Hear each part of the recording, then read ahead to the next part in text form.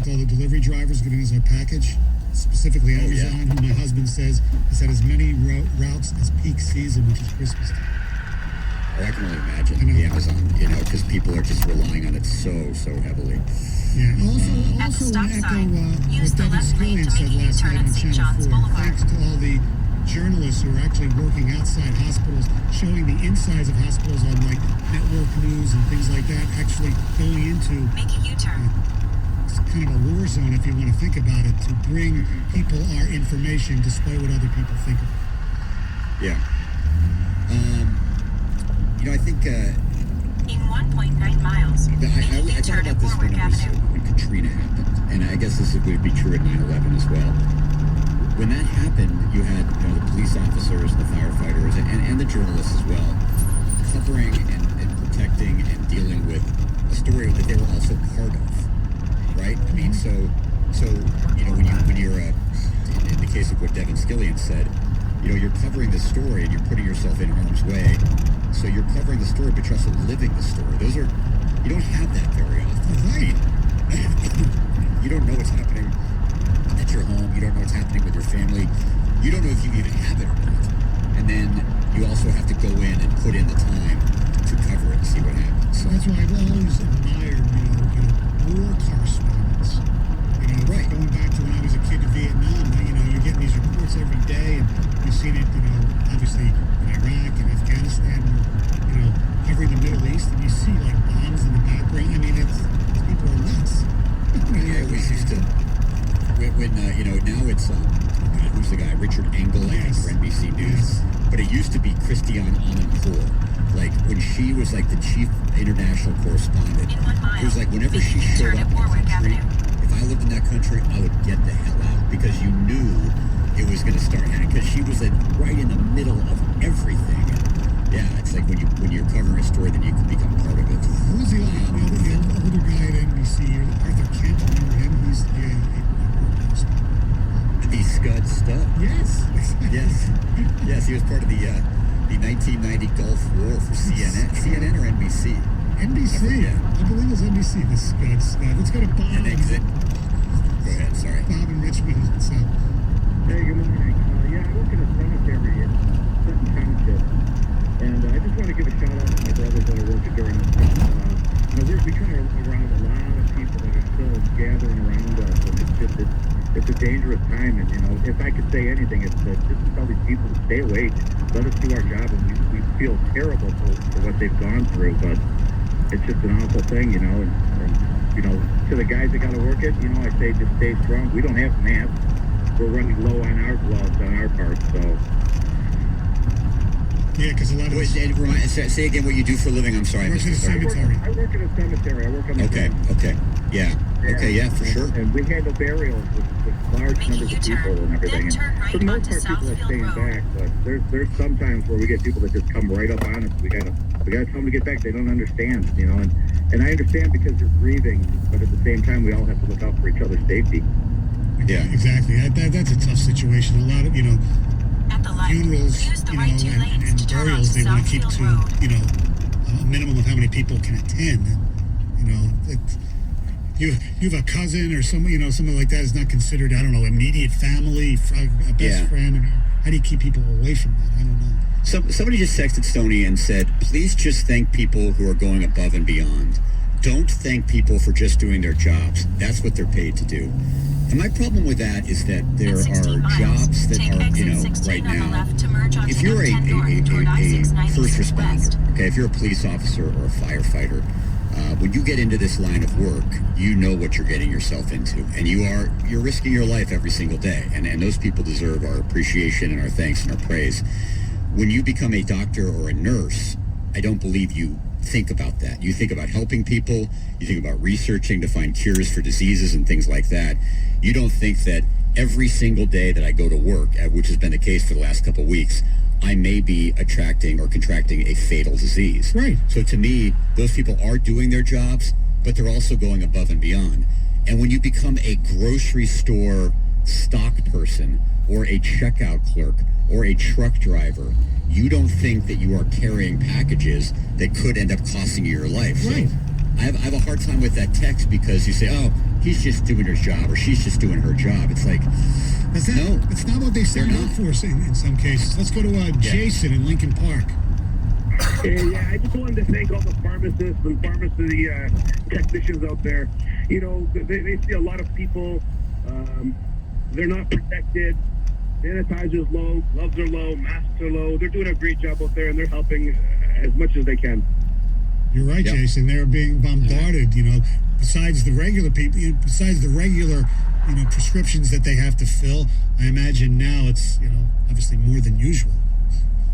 My nephew works in pharmaceuticals, and he deals, and they're also looked at as a source of comfort, Yes. right? Because you don't get a chance to get in front of a medical professional right now unless you're unfortunately stricken with this horrible disease, and so a lot of people are going to the pharmacy and looking to their pharmacists for a level of reassurance, and that puts them in a difficult position as well.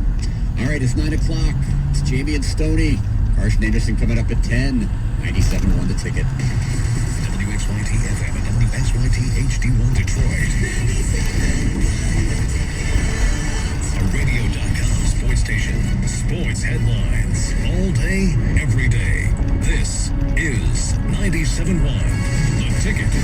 In a memo sent out to all 32 NFL teams last night, Commissioner Roger Goodell confirms that this year's draft will take place as scheduled beginning on April 23rd, and that he believes the event can serve as a, quote, positive for the entire country, as well as for football fans. Meanwhile, in a release issued yesterday by Roger Penske, the new owner of IndyCar, he confirms that this year's Indianapolis 500 will be moved back from May 24th until August 23rd.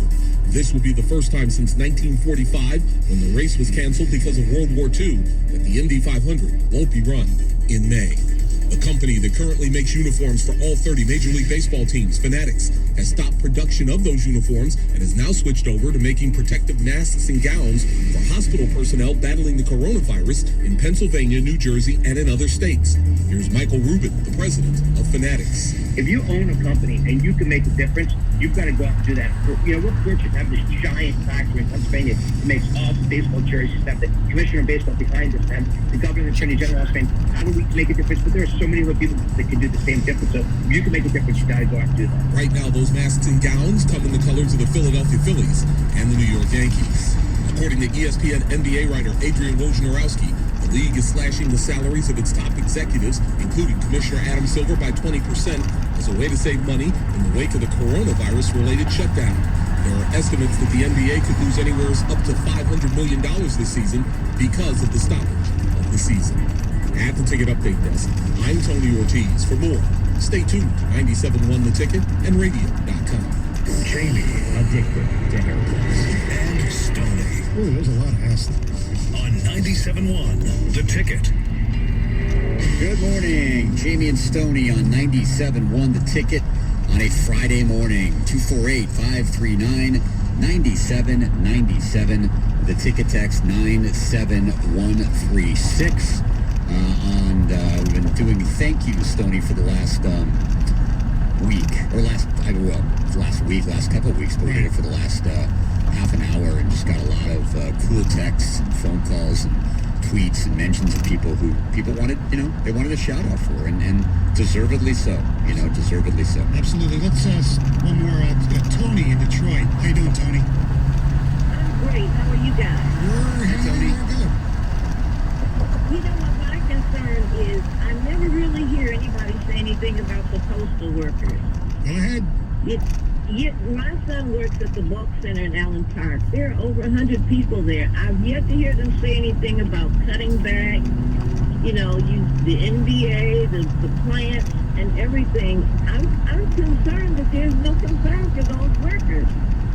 Well, hopefully the government will keep them employed because they are government workers, and we thank them for doing, yeoman's work, because my mail comes every day. I know Jamie's does too, and people are still sending packages that, some aren't Amazon. They're the Postal Service delivers them. So thank your son and thank all of his employees for doing what they're supposed to do. It's great. Absolutely. Yeah, no, you're right. And they're handling, you think about mail, some people are afraid to even get cash, so they just to handle cash, which might have been handled from other people, We got groceries yesterday, Sony, and apparently now there's a whole video going around, which my wife watched. I didn't see, where it's basically how you should unpack your groceries. Really?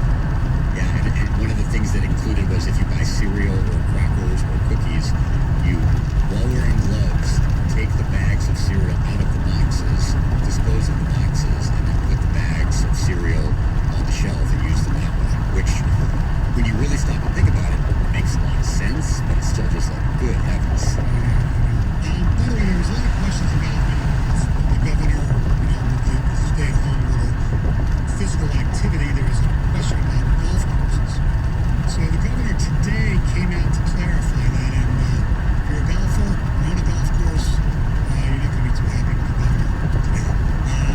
Will they be open? Here's the qualification of the statement. No. While EO, Emergency Order 2020-2021, contemplates outdoor activity, opening a golf course to the public does not fall under the designation of critical infrastructure. Consequently, a golf course may not designate employees as critical infrastructure employees and authorize them to come to work. And of course, obviously, the industry is subject that spring is a critical time for turf grass, cannot be neglected for an extended period of time. They're taking all necessary steps to keep maintenance staff safe by considering the health advisories, but the governor says no to that. I wonder if you can, go down and play and sneak on and play without employees there. I doubt it. Most of these, they're private. I know they're public courses. Some of them are, but they're still starting as private property. Somebody was saying that even if the golf was going to happen, they would play it without sticks. I mean, not sticks, but flag sticks, because those are communally handled. If you grab it and then put it back in, and I come up the hole and grab it and put it back in. Or under the new rules that was implemented yesterday, just last year, you just leave the stick up. Oh, that's true too. I guess I don't know about that. Yeah. All right. So the NFL. By who?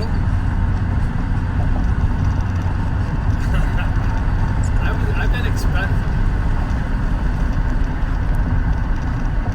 I said I've been expecting that to happen, but it hasn't happened to me yet.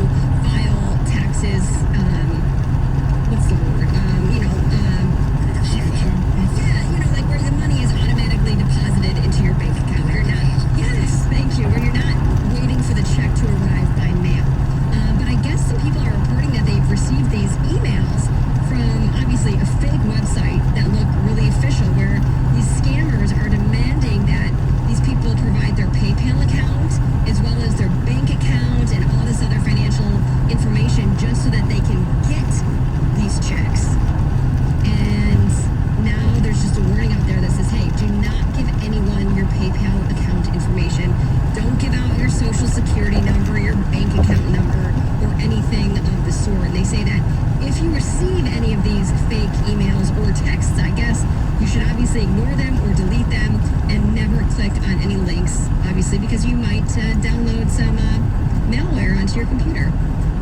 What about if the Nigerian Treasury Minister contacts you directly, Heather, via email and wants to transfer $100 million directly into your account? Wow, now that sounds like a great deal.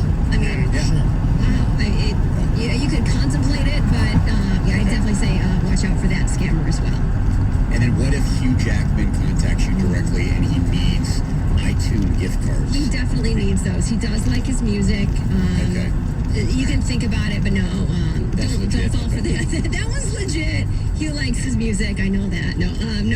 Well, don't fall for that either. All right. Good advice. Yes. Great advice.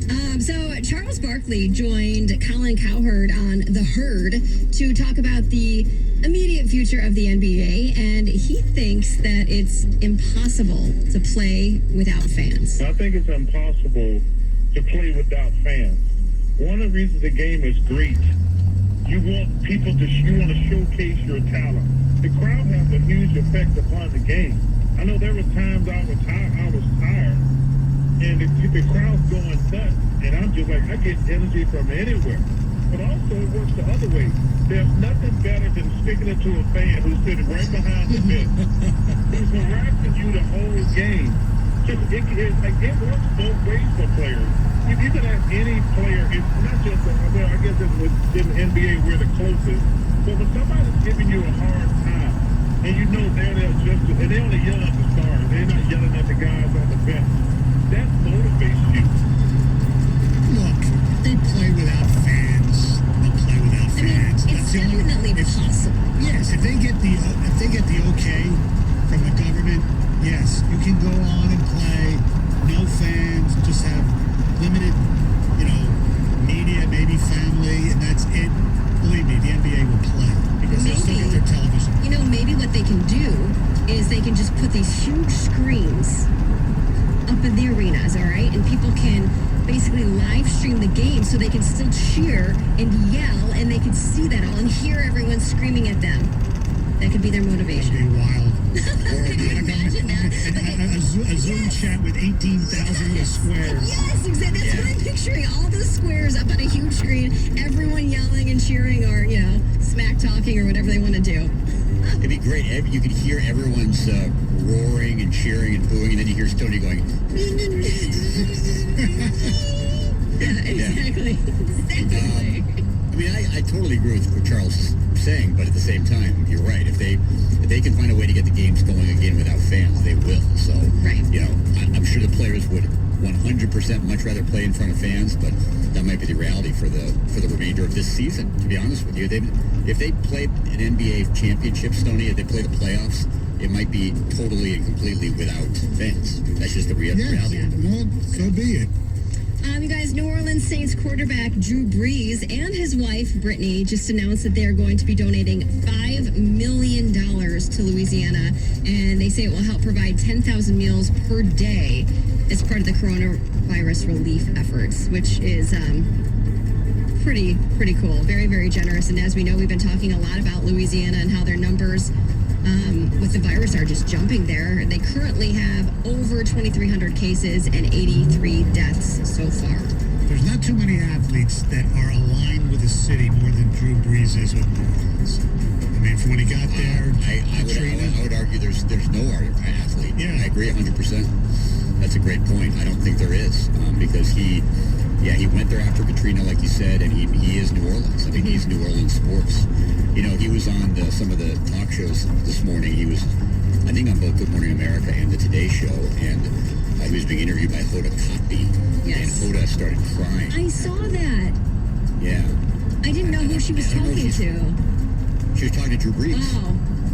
And I'm not sure if it's because, is she from New Orleans? I don't know Hoda's background, but it just it's very real. It is very raw for people, and people have different reactions at different times. I know Stoney burst into tears when he heard that the NFL draft would take place on the 23rd. It strikes people at different times and different ways. So hockey equipment manufacturer Bauer has shifted from making visors for helmets to making medical visors for those fighting the coronavirus. So obviously they were nervous when hockey came to a halt. They didn't know if they were going to have to close down their manufacturing plant, but they decided to think of other ideas of what they could do, and they're making these medical shields. They say first, the shields are going to go help doctors and nurses in Canada. That's where they're located, one of their manufacturing plants, and then the rest of them will come here to the U.S. Nice. Yeah, it's very cool. Great thing. I'm sure Don Cherry's going to be against it, though. Who needs a visor? Yeah. Softies, go back to Europe. I was thinking when I saw this, Dr. Pimple Popper wears those splash guards, Yeah. which are basically face visors. She is probably donating a bunch of those. I would hope so. Hopefully, yeah. Stoney, you're more of a hockey guy than I am. Did Bauer ever create masks for people who worked in the meat shop? No, there's more of the skate shop. It's the skate shop. Yeah. Gotcha. Okay. Gotcha. Wasn't sure. So there's a bakery in New York, and they say that their Dr. Fauci donuts are just flying off the shelves. Wait. Dr. Fauci donuts? Donuts, yes, exactly. What flavor? Well, they're just plain donuts with frosting on them, like a buttercream frosting. But what they also have is this edible paper photo of Dr. Fauci right in the center. Okay. Yes. And this is from Donut Delights, and apparently they do curbside pickup, they do takeout, they do contactless delivery, and their Dr. Fauci donut is definitely a hit. Wow. Yeah. Because I did see, like, there was a bakery or like a fast food, not a fast food, but like a burger place that did, they're doing like COVID burgers where they somehow formed the bun to have little, looks like, prongs coming out of it, like, the COVID cell they always show. And I was like, that's a little bit over the top. I don't know, that might be a little, I don't want to say insensitive, but I'm like, I'm not sure it's going to be a big seller. But yeah. So to have Fauci's face on a donut, wow, good for them. Yep. By the way, speaking of donuts, I saw a video yesterday from a donut place in East Lansing called Groovy Donuts that I guess is every people who live in East Lansing, went to state there, know it very well. And she was basically crying that they might they have to lay off their employees and just begging people to go there and get some donuts. Yeah. Wow. All right. I've never heard of it. It might not have been Good around when donut I was PSA. there. Yeah. Or I just don't really eat donuts, so I never knew it was there. But, You're missing out. I know. A Florida man is facing criminal charges after getting into a fight with his girlfriend over a pee napkin. All right? I'm going to tell you what that is. All right. So I guess late on Sunday night, cops, this was in Clearwater, they got a call about a fight that was going on in the parking lot of a mall. So they showed up and they found a couple in a vehicle. They were naked, and the cops say they were wrestling with each other. So the cops separated the couple and started to question them about what was going on. And apparently the couple, they say they've been together for about 6 months. They'd been drinking, and they decided to have sex in the car. But afterward, the girlfriend said she needed to pee. So she got out of the car, went to the bathroom, and then she used a napkin to wipe. Okay. And then I guess, according to the boyfriend, she threw that napkin, quote, the pee napkin, at her boyfriend, and that's what sparked this huge argument. And they started to fight with each other, and cops determined that the guy started the fight, even though the girl threw the napkin at him, and he was arrested and charged with domestic battery. Great story. Guys always get screwed in this, Jamie. Always. Yeah. I think you need to do one more story. I don't know. Do you really want to finish on that one for the week? The pee napkin story? No, I'll have one more.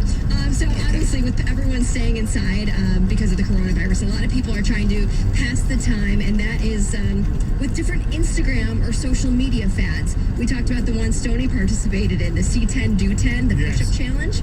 Well, now there's something else trending, and it's called Until Tomorrow. I have seen this. I didn't know what it meant, so I had to look it up. And basically, users post really embarrassing photos of themselves with the caption, "Until tomorrow." That's all they do. And then when somebody sees and likes the photo, the person who posted it has to send direct messages to the likers telling them to post their own photos, and then they leave it up for 24 hours or until tomorrow. Too complex for me. I'd rather just do 10 Come on, push-ups. Stoney. Yeah. You can figure it out. Are you going to sing the national anthem tonight, by the way, for perform? Yes, if I don't forget, yes. Play on the porch? Mm-hmm. Okay.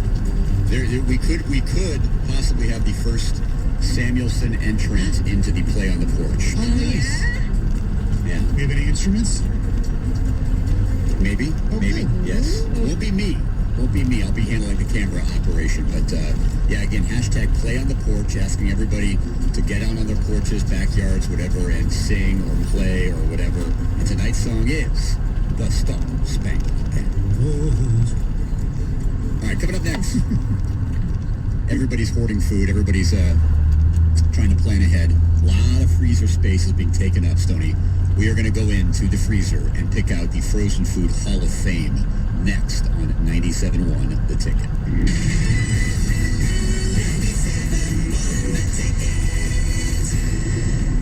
Since 1941, the Dickey family has been smoking the very best quality meats, low and slow, every day.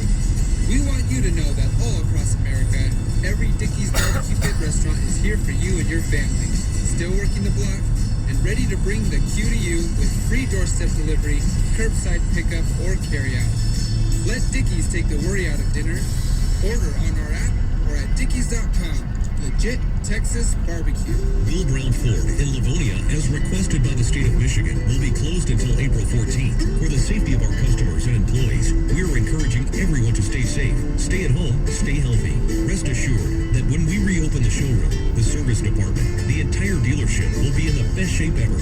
We look forward to being of service to all of you when this difficult time passes. It's not business as usual, but we will get through it. It's never meant more than right now. More than ever, we're proud to be your Ford dealer. At Indeed, we understand that when it comes to hiring, it's important to have a large talent pool to choose from. But sometimes too many good options can be overwhelming. That's why Indeed doesn't just give you access to a large pool of job seekers. We also offer screener tools that let you instantly narrow down your search. Hone in on hiring with Indeed. Experience Indeed for yourself today and get a free sponsored job upgrade on your first posting at Indeed.com/promo. Terms and conditions apply. Mom, delivery! You've been loading up on things from Walmart. Yeah, I used my new Capital One Walmart Rewards card. It earns unlimited 5% back on everything I buy from Walmart online. Say what? 5% back. Say what? 5% back.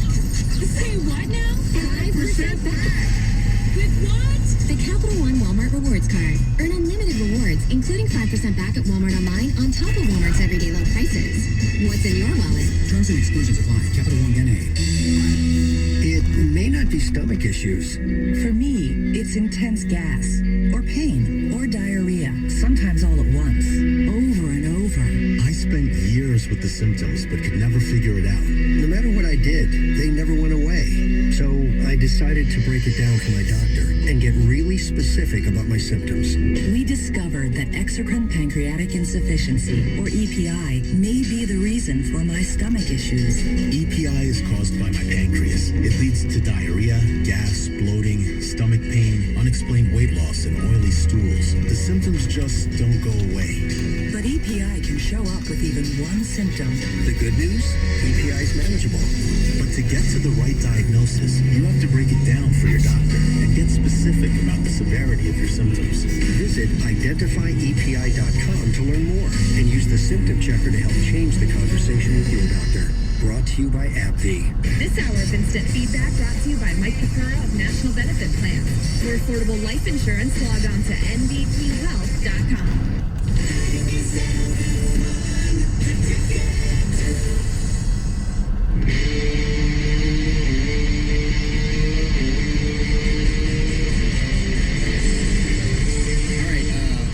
The Jamie and Stoney Show here on 97.1 The Ticket, 248-539-9797. Ticket text is 97136. I'm doing the show from my basement, Stoney, and I'm just steps away from our freezer where it's kind of, you know, some people have a, what do they call those things? The freezers that are just like, the ones you go to, if you go to 7-Eleven, you lift it up and you get ice cream out of it. I forget what you call those, like chest freezers? Yeah, something like that.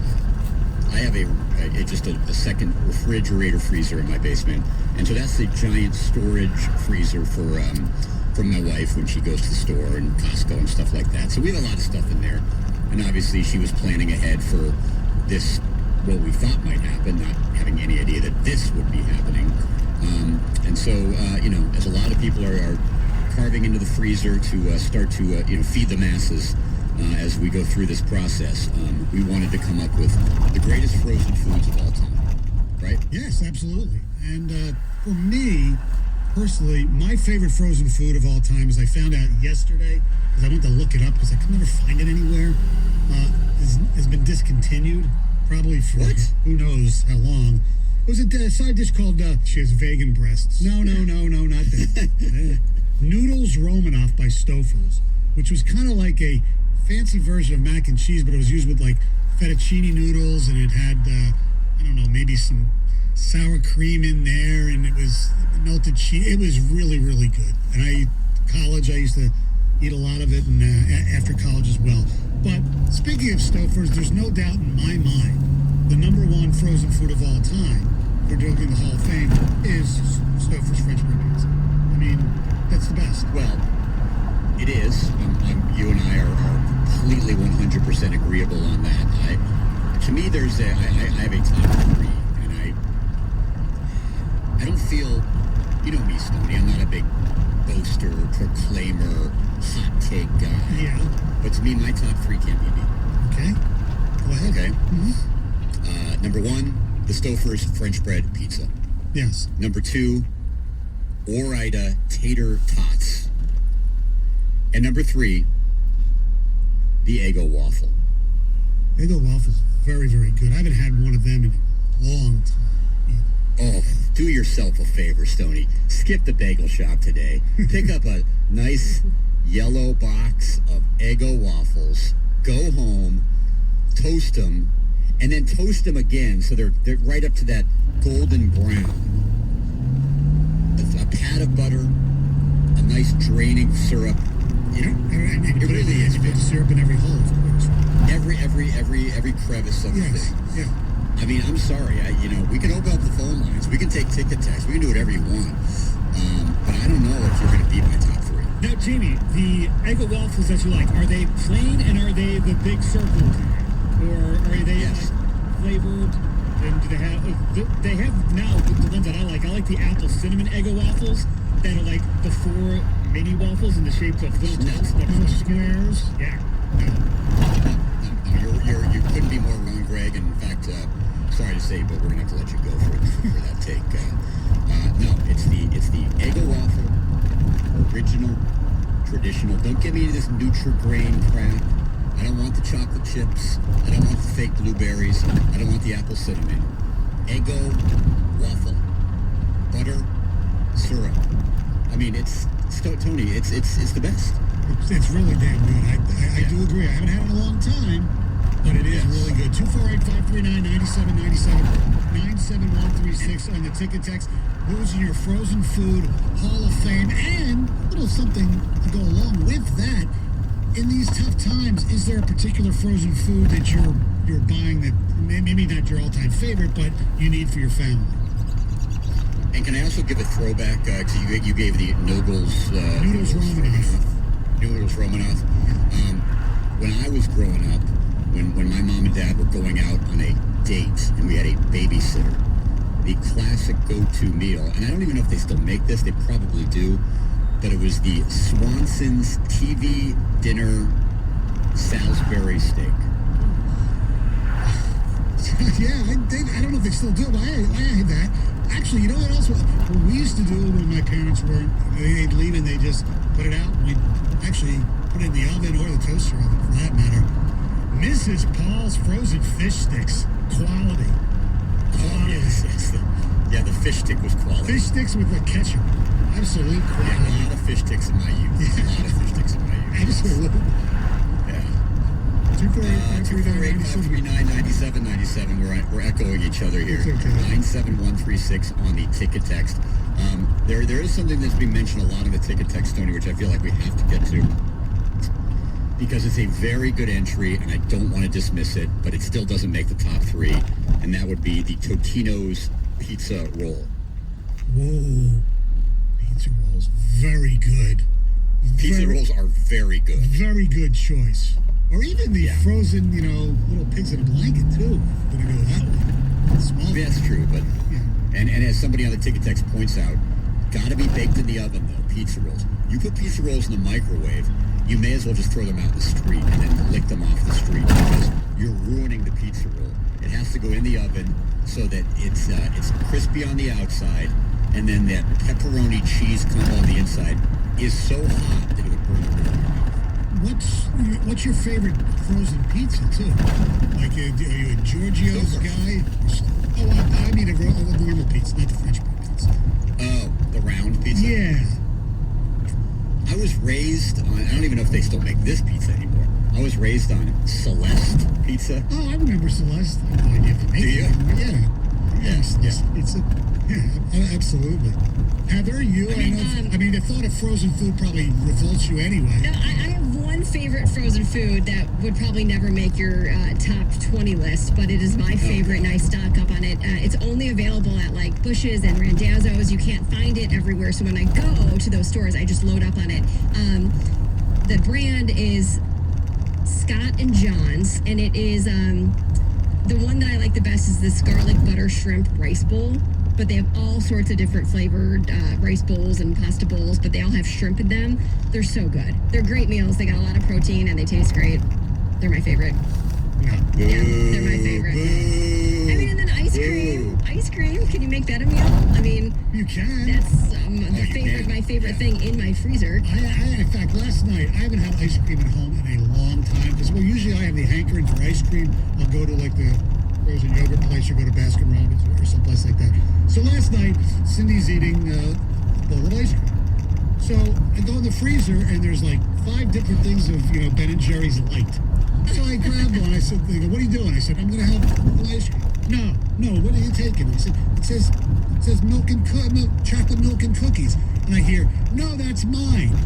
I said, what do you mean yours? I said, I live everything in this freezer or refrigerator should be, this is another topic too, should be community property unless somebody writes their name on it. Of course, Marissa had one of those with her name on it. So my wife goes, no, you can only have the Cherry Garcia. And it was damn good. But still. Oh, I love Cherry Garcia. Cherry Garcia is good. I'm very partial to Stouffer's because some of my other ones, besides the noodles rolling up, maybe it's the way I was raised. Stouffer's was an East Coast company when they started. You ever had the Stouffer's scalloped apples? Which are hot apples with cinnamon. Oh, that was really good. I also love the spinach souffle from Stouffer's. And, really good.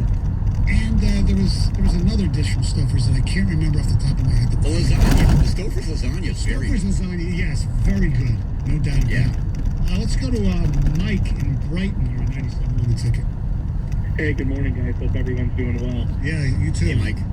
Hey, Stoney, do you have stock in Stouffer's or? No, that is my mother. Everything. And how about the Stouffer's garlic bread? Oh, that was Stouffer's garlic bread is very good. Yep, and the mac and cheese is actually pretty good too. Yes, very good. You're right. Yeah, but mine is, and I'm sure that we'll get like a bemoaning groan from Heather on this, is the El Monterey, the frozen burritos, and they come in a bunch of different flavors, but all of them taste exactly the same.